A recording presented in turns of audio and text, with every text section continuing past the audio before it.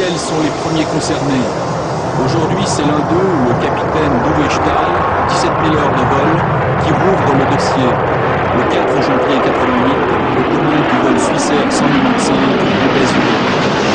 C'est le copilote, avec le nom Kriki Wittmer, il me dit « Regarde à gauche ». C'est à ce moment, je regarde à gauche et on vit quelque chose tomber dans l'air comme une étoile avec beaucoup de lumière. Et à ce moment, on regarde le 3, aussi le flight engineer, Peter Fischer, on regarde et c'est l'étoile, on croit que c'est une étoile mais c'est pas possible, c'est la vitesse, il descend doucement et à l'horizon il fait comme ça un peu à gauche et à droite, à gauche et à droite et l'exceptionnel, à ce moment, ça monte encore à la même position. Et toute l'histoire, c'est plus que 30 secondes. Est-ce que dans d'autres vols, vous aviez vu des choses semblables? Non, rien du tout.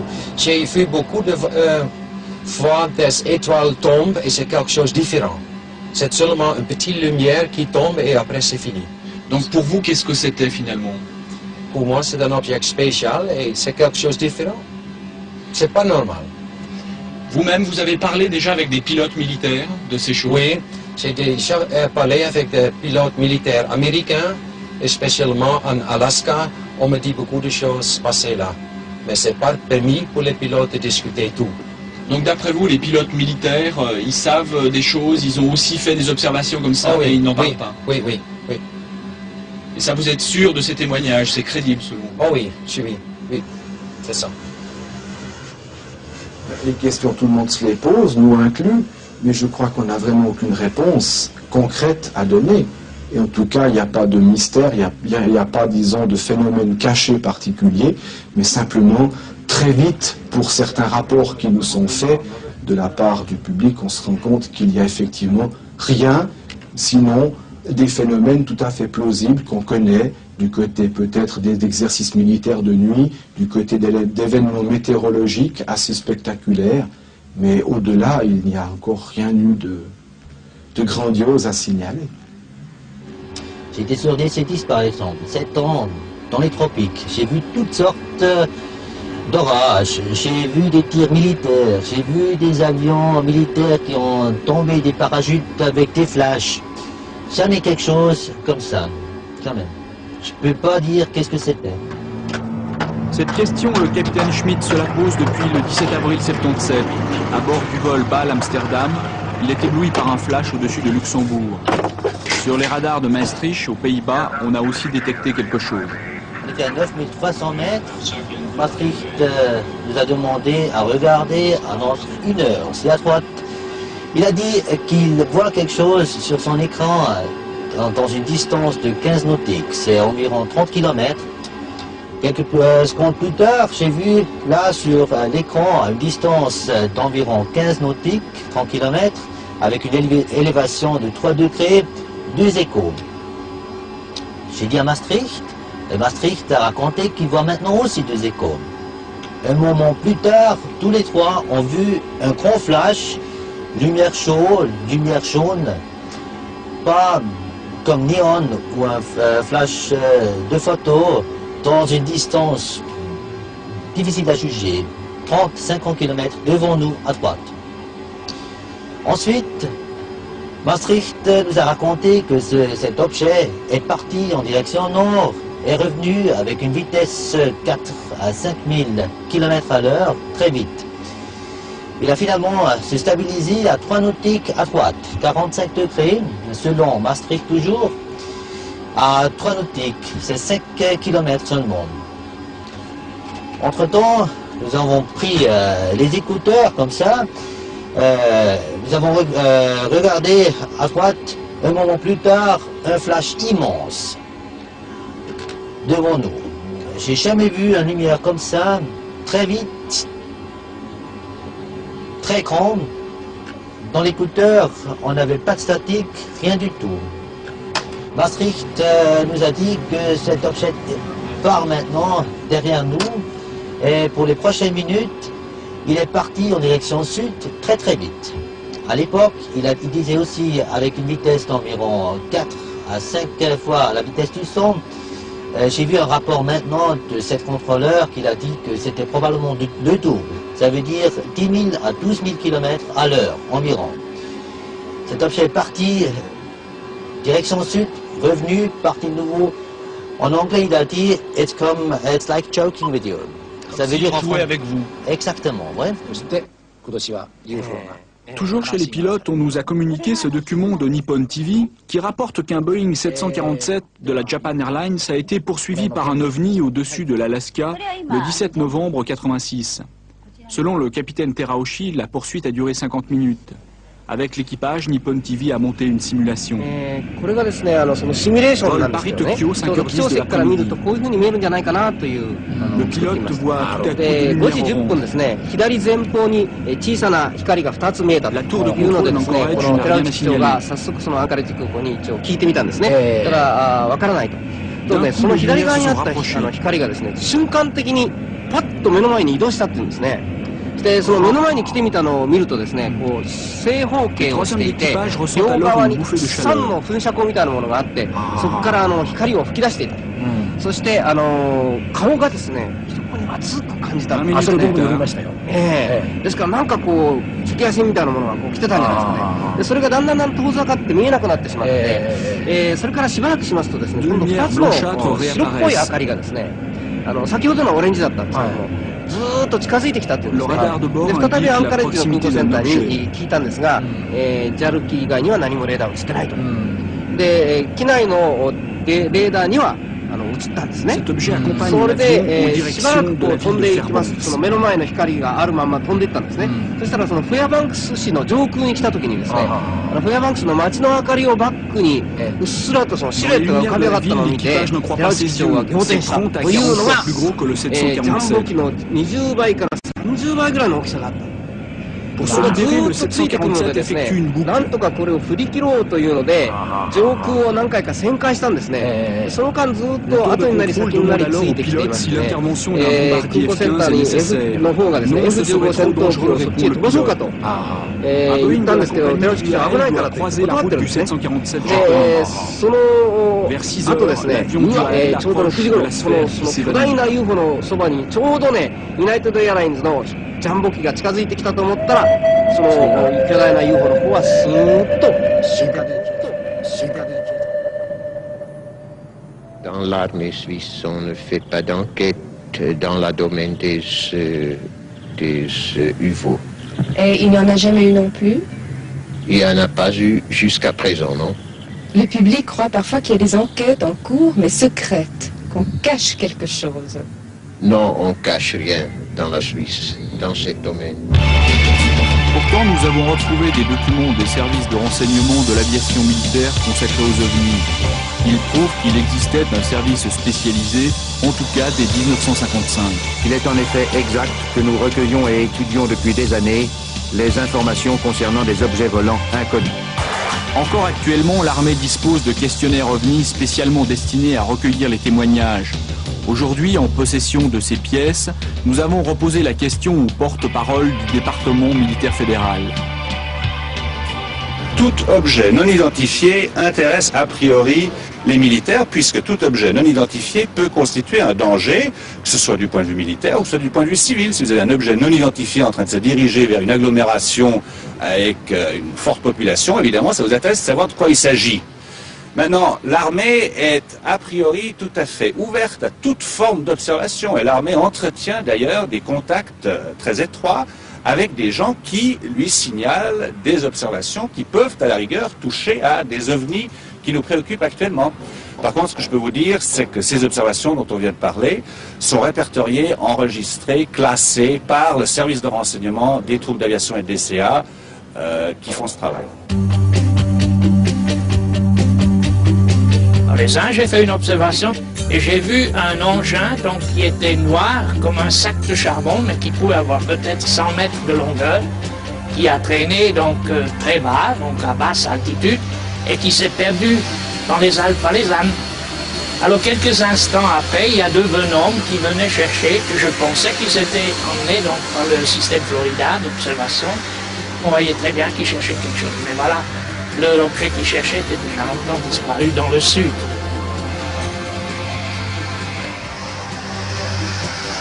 Selon l'agence télégraphique suisse, en 87, 110 observations d'OVNI ont été recensées en Suisse. Avec 79 cas, le Tessin vient largement en tête, loin devant Berne et Vaud, 14 et 11 cas. D'autres phénomènes ayant été relevés à Genève et à Neuchâtel. Brigadier, si on vous signale un OVNI dans l'espace suisse, qu'est-ce que vous faites? Bien, notre responsabilité consiste à assurer la sauvegarde de cet espace aérien, dans la mesure où des objets non identifiés y sont suspectés, nous intervenons pour les identifier. À votre connaissance, y a-t-il déjà eu des missions de ce genre? Oui, très fréquemment. Reste à s'entendre sur ce qu'on appelle un objet volant non identifié. Pour nous, généralement, c'est un avion dont le plan de vol n'aura pas passé par les canaux usuels.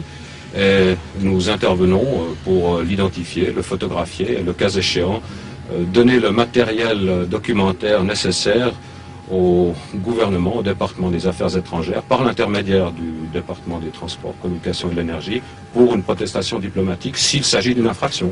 L'armée s'intéresse très fortement à ces engins. Je suis persuadé. Mais alors pourquoi est-ce qu'on n'a pas plus d'informations? Je pense qu'ils ont leur raison, disons, de tenir ça au secret, comme ailleurs d'autres pays aussi. Les États-Unis n'en parlent pas non plus, en tout cas pas beaucoup, l'Angleterre non plus, l'URSS non plus. La France, elle a aussi eu un temps, elle avait une certaine ouverture, parce qu'il y avait des gendarmes qui avaient des feuilles officielles de remplissage, d'observation. Mais maintenant, donc, ça s'est un peu calmé. On voit que tous les pays du monde maintiennent le même silence. Avez-vous toujours pu identifier les usagers de l'espace helvétique? Oui, à ma connaissance, chaque fois que nous sommes intervenus, nous avons pu procéder à une identification en bonne et due forme. Parce que si au-dessus de notre espace aérien, il se promènent des gens avec des moyens tels qu'on ne peut pas intervenir, on ne peut pas les capter, on ne peut pas les prendre en chasse, c'est admettre qu'on est impuissant et on ne veut pas admettre ça.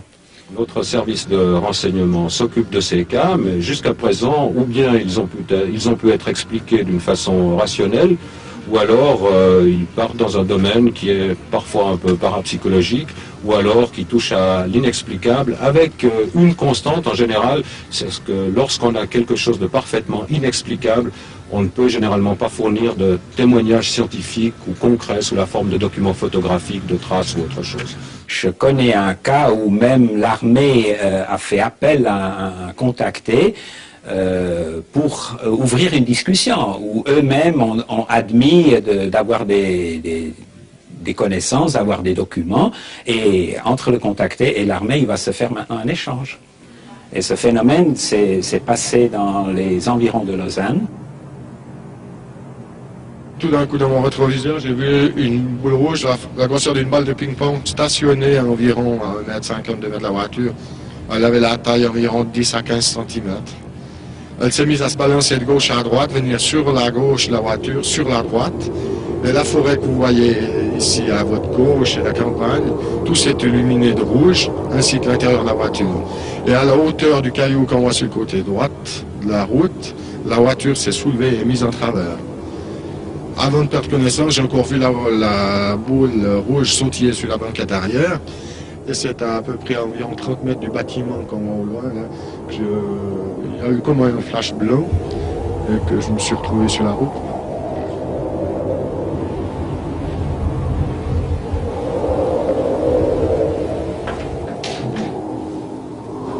À la suite de cette mésaventure, notre témoin va faire de nouvelles observations. C'était le 15 août 1983. Il était vers 22h30 à peu près. 3 phares jaunes se trouvaient à environ une dizaine de mètres au-dessus de la forêt. Ils ont clignoté environ pendant un quart d'heure, 20 minutes. C'était stationnaire. Moi, j'ai laissé ma femme et ma fille à la maison et je suis venu en direction de cette forêt, disons, pour mieux voir l'engin. Pour moi, c'était un engin, étant donné qu'il y avait une forme et ces 3 phares jaunes qui étaient dessus. Et en arrivant à proximité de cette arme, j'ai voulu me mettre un peu sur les hauteurs pour mieux observer la chose. Je me suis mis à monter cette côte qui est juste ici. Et lorsque je suis arrivé au-dessus, je me suis trouvé nez à nez avec une énorme demi-sphère de lumière qui avait à la base entre 10 et 15 mètres de diamètre. Je me suis approché, j'ai mon corps qui s'est mis à trembler. Cet engin, pour moi, qui était un engin, il a un son sourd qui émettait des vibrations comme un transformateur, disons. Et à un moment donné, je me suis heurté contre carrément un mur de lumière, comme si j'heurtais un mur de béton. Je me suis éloigné 3 ou 4 fois, et les 3 ou 4 fois, je me suis rapproché, je me suis heurté contre un mur. Et au bout de quart d'heure, 20 minutes, ça a décollé comme un hélicoptère et c'est parti en silence, comme ça, léger sifflement. Début janvier 84, vers 21h30, toujours au même endroit, notre témoin observe à nouveau une demi-sphère lumineuse. Après cette observation, même pas 5 minutes après, 2 mirages de l'armée suisse ont survolé l'endroit. Des témoins au sol nous ont dit avoir vu des mirages en patrouille poursuivant, entre guillemets, justement des lueurs. Oui, des lueurs, reste à savoir ce qu'étaient les lueurs. C'était probablement un autre avion. Vous savez, il y a des phénomènes dans l'espace atmosphérique qui sont assez particuliers, qui sont dus à la réfraction des rayons solaires, qui provoquent des éclairages tout à fait insolites et qui sont perçus très différemment selon la situation de l'observateur par rapport à l'objet, mais nous n'avons jamais poursuivi d'OVNI au sens populaire du terme avec des mirages, du moins pas à ma connaissance. Vous-même, personnellement, est-ce que vous avez eu des contacts avec l'armée de l'air, avec l'aviation militaire? J'ai eu des contacts avec l'armée. Mais ils se sont intéressés directement à vos témoignages, vous les avez rencontrés déjà? Ils s'intéressent à mon affaire. Vous-même, personnellement, est-ce que vous avez eu des contacts avec l'armée de l'air, avec l'aviation militaire? J'ai eu des contacts avec l'armée. Mais ils se sont intéressés directement à vos témoignages, vous les avez rencontrés déjà? Ils s'intéressent à mon affaire. Donc il y a des archives qui sont constituées depuis quelle année à peu près? Je ne peux pas vous dire pour la bonne et simple raison que ça touche aux activités du service de renseignement de l'aviation et des troupes d'aviation et que tout ce domaine est secret. Donc c'est des archives qui ne sont pas consultables en l'état? Non. Qu'en pensent les ufologues suisses? Vous avez des contacts officiels avec l'armée sur les observations d'OVNI? Nous avons des contacts, effectivement. Plus précisément avec quelles personnes? Il est difficile de donner des noms, mais c'est un service qui collecte les informations, qui recense le tout, car ils sont quand même intéressés. Mais l'armée dispose-t-elle de collections de photographies et de documents précis sur les ovnis? Ils ont effectivement toute la documentation qui est publiée, aussi bien par les journaux que par les groupements qui, eux, envoient des informations. Est-ce qu'il y a des échanges entre les différents services de renseignement du monde occidental sur ces questions? Alors là, une question à laquelle je ne peux pas répondre non plus, ça touche à la sphère d'activité des services de renseignement, et sur cette question, je ne vous donnerai pas de réponse. Si les archives militaires restent inaccessibles, 20 Schönbeimstrasse, à la bibliothèque universitaire de Bâle, nous avons retrouvé de nouveaux documents de l'aviation militaire concernant précisément des observations d'OVNI effectuées en Suisse. Je vous prie cependant de ne pas communiquer ce questionnaire à la presse. La bibliothèque conserve aussi l'ensemble de la documentation OVNI accumulée de 54 à 81 par Lou Winstas, l'égérie du célèbre ufologue Adamski. Entre les innombrables coupures de presse et comptes rendus d'observation, on retombe sur un rapport de pilote suissaire.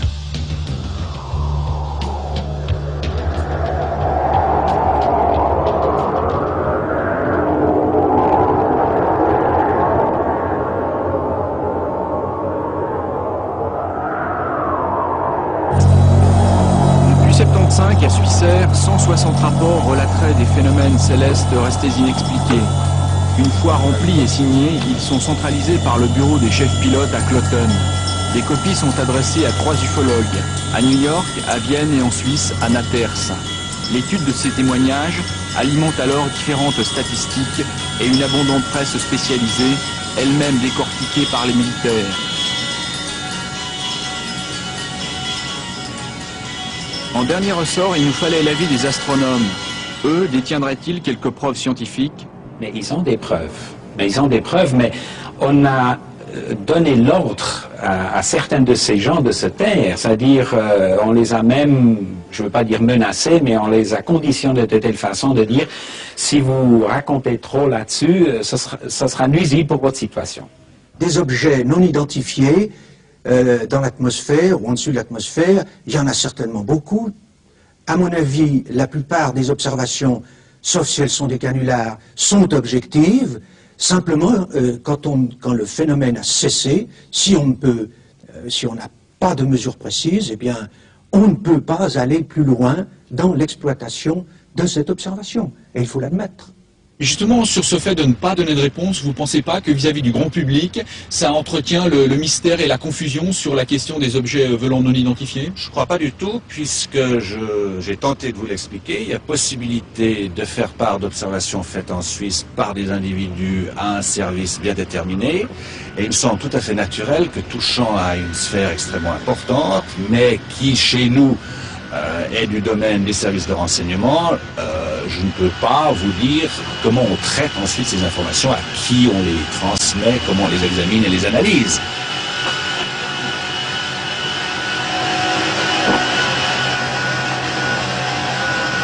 Mais je ne crois pas que cette politique crée la suspicion ou magnifie un phénomène, puisqu'en fait il y a toujours possibilité de discuter avec des gens compétents du côté militaire de ces questions.